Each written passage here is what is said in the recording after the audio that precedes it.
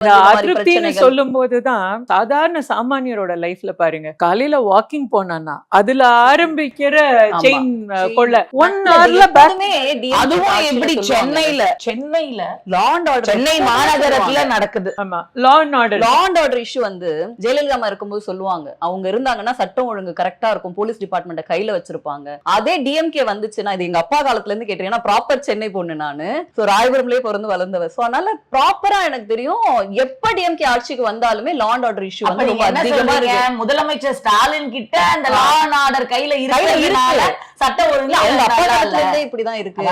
அப்பா காலத்துல இருந்து இப்ப வந்து பையன் வரைக்கும் அது கண்டினியூ ஆகுது. அதுதான் டிஎம்கே உடைய டிஎன்ஏ.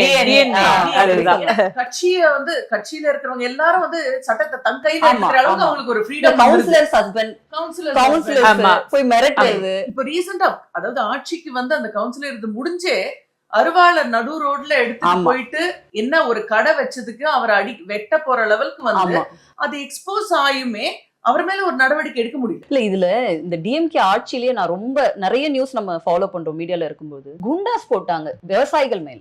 Extremely bad. அது வந்து ரொம்ப பேக் ஃபயர் ஆச்சு டிஎம்கேக்கு. தே நெவர் எக்ஸ்பெக்டட்ல அந்த மாதிரி இந்த வரைக்கும் எந்த ஆட்சியிலுமே பண்ணது இல்ல. சோ இந்த மாதிரி ரொம்பவே ஒரு ஆட்சியை நடத்தவே தெரியாம சொல்ற ஆஸ்பெக்ட்ல பார்த்தோம்னா விவசாயிக்கு ஒரு பக்கம் எதிர்ப்பு இருக்கு, ஜாக்டோஜியோல ஆசிரியர்களுக்கு ஒரு பக்கம் எதிர்ப்பு. இந்த பட்ஜெட்ல கூட அத பத்தி எதுவுமே பேசல. இல்ல நிறைய இண்டஸ்ட்ரி பத்தி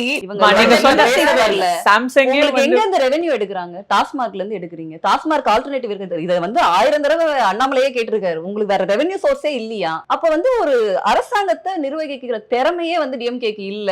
திரும்ப இவங்க ஆட்சிக்கு வந்து என்ன பண்ண போறாங்க அப்படின்ற கேள்வி இருக்கும். சோ இதுல இப்ப அமைய போற கூட்டணி வந்து அதுக்கான ஆன்சரா இருக்கும் அப்படின்னு நம்ம